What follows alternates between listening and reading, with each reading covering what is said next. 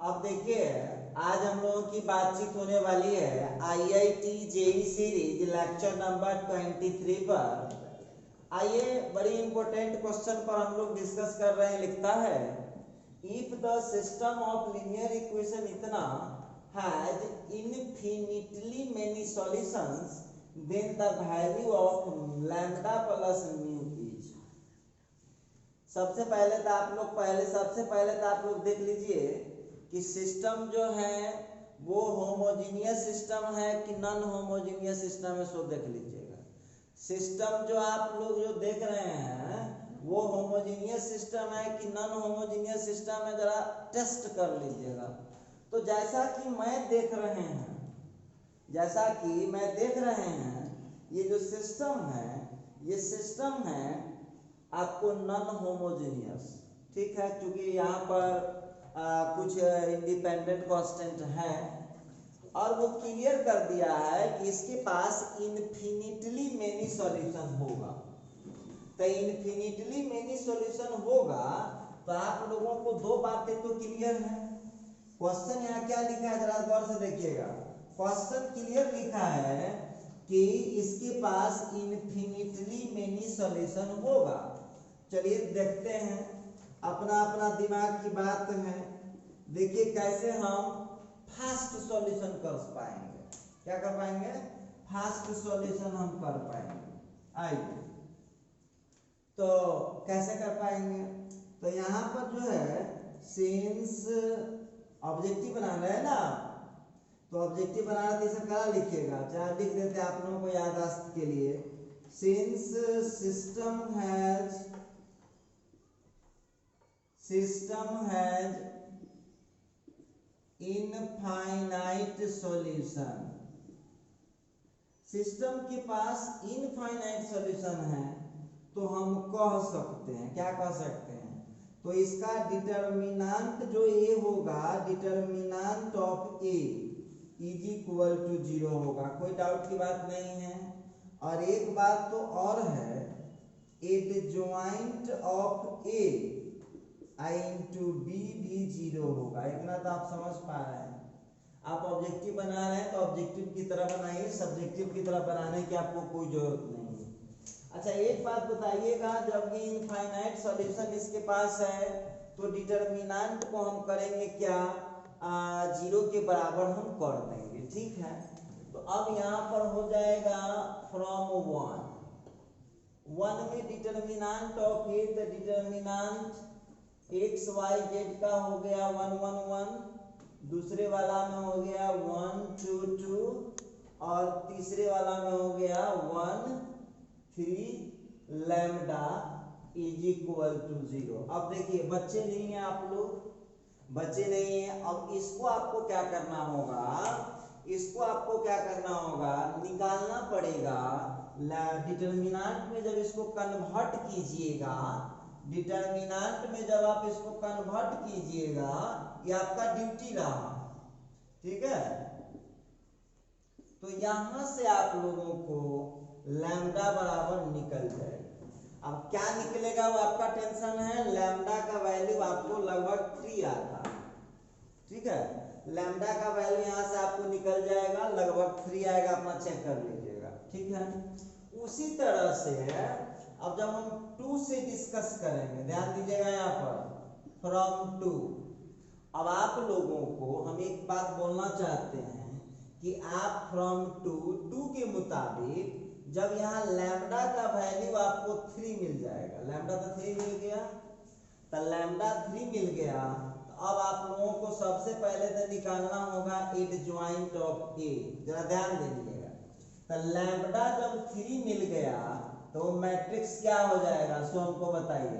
वो मैट्रिक्स क्या हो जाएगा, तो मैट्रिक्स हो जाएगा इतना, लीजिए आप रफ कर लीजिए। जब लैम्डा का वैल्यू जब 3 आ जाएगा, अब उसका एडजॉइंट निकालिए। कैसे निकालते थे पता है ना, 3 into 3 का एडजॉइंट कैसे निकालते हैं, तो हो जाएगा 6 - 6, तो ये 0 हो गया, फिर हो गया 3 - 2 तो -1 हो गया, और फिर वहां से लेंगे 3 - 2 तो 1 हो गया। सब लोगों को कभी एडजॉइंट निकालना तो सिखाए होंगे ना, एडजॉइंट तो डेली एक ही को बात नहीं करेंगे। ये जो है ना आपका, ये वहां पर जब लैम्डा डाल दीजिएगा, लैम्डा का वैल्यू 3 पहले निकल जाएगा। देखिए ये जो है ना, इसको इक्वेशन 3 कर लीजिएगा, लैम्डा का वैल्यू 3 आएगा, आप उसका निकालिए। सेकंड से यदि हम निकालते हैं तो सेकंड से निकालेंगे तो 3 माइनस 3 0 हो जाएगा। फिर इस 2 के लिए फिर देख रहा हूँ यहाँ पर 3 माइनस 1 तो 2 हो जाएगा। और फिर इस 2 के लिए देख रहा हूँ 3 माइनस 1 तो माइनस 2 हो जाएगा। एडजॉइंट आप जितना जल्दी निकाल लीजिए, आपके ऊपर डिपेंड करता है। हम यहाँ एडजॉइंट निकाल रहे हैं का, ये वहाँ हो चुका है। उसी तरह से यदि थर्ड काम करें तो 2 माइनस 2 तो 0 हो जाएगा। फिर यहाँ पर 3 के लिए करेंगे तो 2 माइनस 1 2 माइनस 1 तो 2 माइनस 1 तो ये हो जाएगा माइनस 1 2 माइनस 1 तो माइनस 1। और फिर 3 के लिए करूँगा तो 2 माइनस 1 तो प्लस 1। ठीक है, ये हो गया एडजॉइंट ऑफ ए। ठीक है, आप बी का वैल्यू देख लीजिए कितना है। बी यहाँ इंडिपेंडेंट कांस्टेंट 5 6 म्यू, क्लियर है।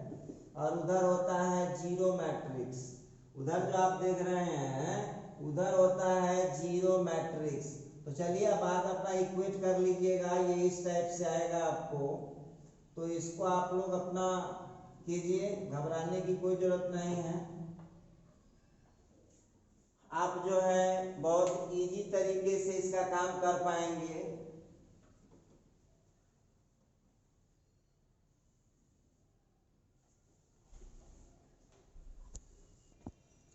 अच्छा देखिए अब कितना आसान है। देखिए अब वहां पर बस आपको मेहनत कहाँ करना था, ऑब्जेक्टिव बना रहे हैं। आपको जब लैम्डा का वैल्यू यहाँ 3 डाल दीजिएगा तो ये ए बन गया। इस ए का जितना फास्ट आप निकाल सकते हैं एडजॉइंट, उतना फास्ट आप निकाल लीजिए। चलिए हम एक बार फिर चेक कर लेते हैं। 6 माइनस 6 का 0 हो गया, 3 माइनस 2 का 1 निगेटिव हो गया माइनस 1। फिर यहाँ पर इस 1 के लिए हो जाएगा 3 माइनस 2 पॉजिटिव 1, क्लियर है। इस 1 के लिए करूंगा 3 माइनस 3 तो 0 हो गया, निगेटिव 0 लिखने का कोई मतलब नहीं है। 3 माइनस 1 2 पॉजिटिव हो जाएगा।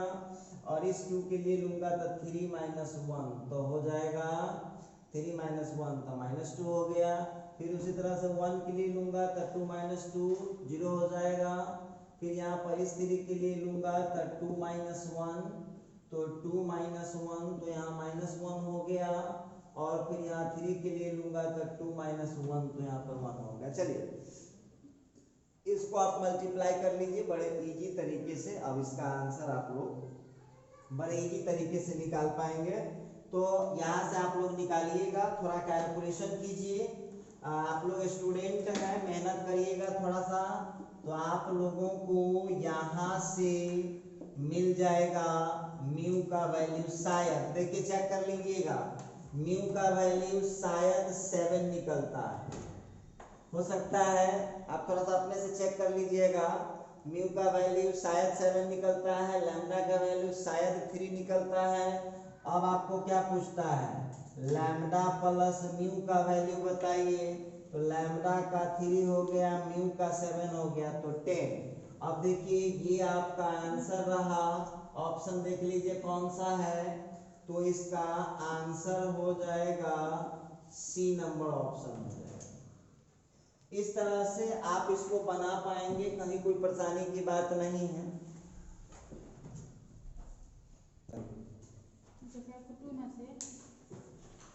अच्छा देखिए यहाँ पर ध्यान दीजिएगा, क्वेश्चन है if the system of linear equation इतना इतना इतना हैज ए सॉल्यूशन। देखिए यहाँ क्लियर कर दिया है कि एक ही सॉल्यूशन है, क्लियर है question. Then x, y lied on the straight line. देखिए जो विद्यार्थी इस क्वेश्चन को पकड़ लिया, जो विद्यार्थी इस क्वेश्चन को पकड़ लेगा वो बहुत इजीली इसको सॉल्व कर लेगा। जो विद्यार्थी इस क्वेश्चन को पकड़ लेगा, आप देख लीजिए ध्यान से, वो क्लियर कर दिया है कि इस सिस्टम के पास एक ही सॉल्यूशन है। अच्छा एक बात बताइए, आपको सब्जेक्टिव डिस्क्रिप्टिव तो है नहीं, आपको तो ऑब्जेक्टिव बनाना है।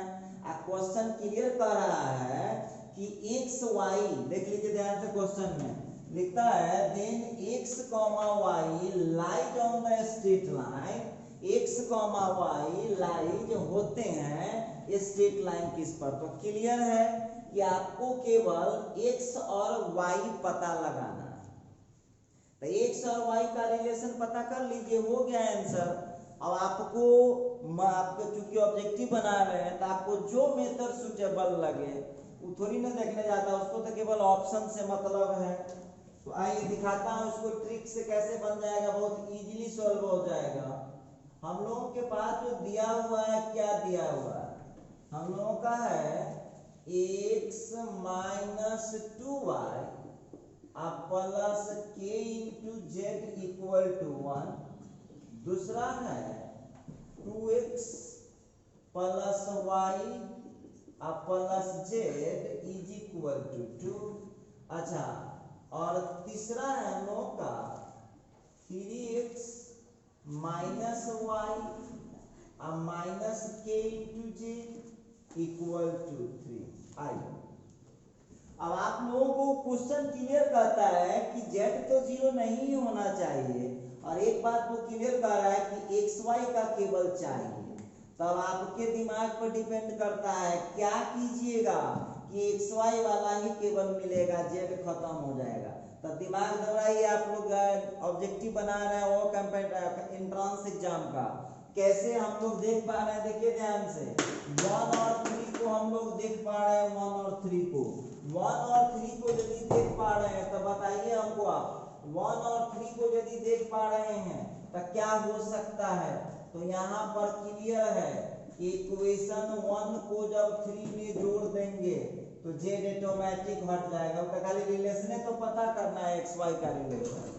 तो देख लीजिएगा प्लस के जेड से माइनस के जेड कट गया, एक्स पर जा नीचे लिख भी लीजिए, आप लोग इतना कम लोग विद्यार्थी हैं तो लिखिए, ये हो गया 1 3x माइनस वाई माइनस के जेड इक्वल टू 3। अब इसको आप क्या कर रहे हैं, जोड़ रहे हैं, तो जोड़ रहे हैं तो प्लस के जेड से माइनस के जेड कट गया।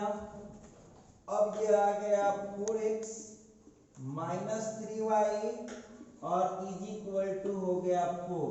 खींच लीजिए उसको एक तरफ, 4x minus 3y minus 4 equal to 0। देखिए, और जो विद्यार्थी ट्रिक नहीं लगाया, नजर उस क्वेश्चन को नहीं समझ पाया, वो क्या करेगा, इसको पहले डिटरमिनेंट निकालेगा, तो फिर एडजॉइंट निकालेगा, तो फिर गुना करेगा, तो काफी आपको परेशानी हो जाएगा। जबकि वो बोल रहा है कि केवल एक्स और वाई का रिलेशन बताइए, तो आपके सामने क्वेश्चन रहा, देख लीजिए हमने केवल एक्स और वाई का रिलेशन आपके सामने बता दिया है। तो उस योजना के मुताबिक इस क्वेश्चन का जो आंसर आ रहा है वो कितना आ गया, इस क्वेश्चन का आंसर, तो इस क्वेश्चन का आंसर आ चुका है, इस क्वेश्चन का आंसर आ गया है आपको 0। अच्छा, सी नंबर हो गया आपका 4x माइनस 3y माइनस 4, तो इसका आंसर हो गया आपका आंसर सी हो गया। अच्छा देखिए, तो ये क्वेश्चन आ गया है, बहुत इजी क्वेश्चन है, इसीलिए आपको होमवर्क में दिए हैं, और हम चाहते हैं कि कुछ आप लोग भी बनाएं ताकि आपको अपना क्या सीखे उसका एहसास हो आपको। The greatest value of C belongs to R, the greatest value of C belongs to R for which the system of linear equation has non trivial solution. देखिए, बहुत विद्यार्थी देखे होइएगा, बहुत जो पढ़ने वाले स्टूडेंट हैं उनको होमोजेनियस नहीं पढ़ाया गया है। अब होमोजेनियस नहीं पढ़ाया गया तो लीजिए ये जेईई मेन का क्वेश्चन है, बना दीजिएगा। क्या बोलता है, नॉन ट्राइवल सॉल्यूशन होना चाहिए। तो नॉन ट्राइवल में कुछ भी फिक्स है चाहे ना, लेकिन इतना तो जरूर फिक्स है कि डिटरमिनेंट उसका 0 आएगा। तो सीधा डिटरमिनेंट को 0 कीजिए, सी का वैल्यू डायरेक्ट आ जाएगा। चलिए, हिंट समझ में आ गया होगा। इसमें क्या लिखा है, नॉन ट्राइवियल सॉल्यूशन।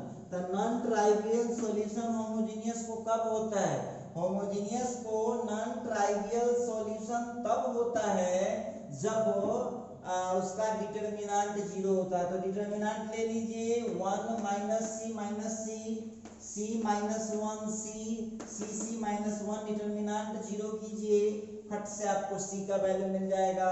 उस सी में आपको कौन वैल्यू लेना है, ग्रेटेस्ट वैल्यू लेना है, सबसे बड़का वैल्यू जो होगा उसको आप अपना सेलेक्ट कर लीजिए। तो इस तरह से आप इसको बना लीजिएगा, ये आपका HW रहेगा, इसको आप लोग सॉल्व कीजिए।